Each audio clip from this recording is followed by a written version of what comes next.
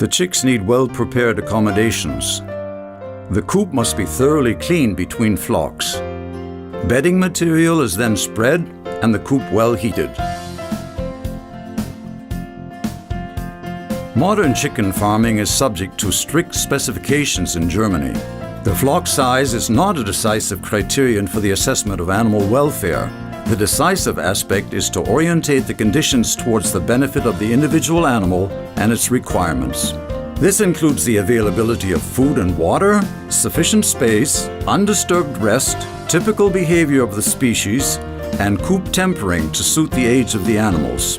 Close cooperation with farmers, compound feed manufacturers, and authorized vets ensures the health and welfare of the animals.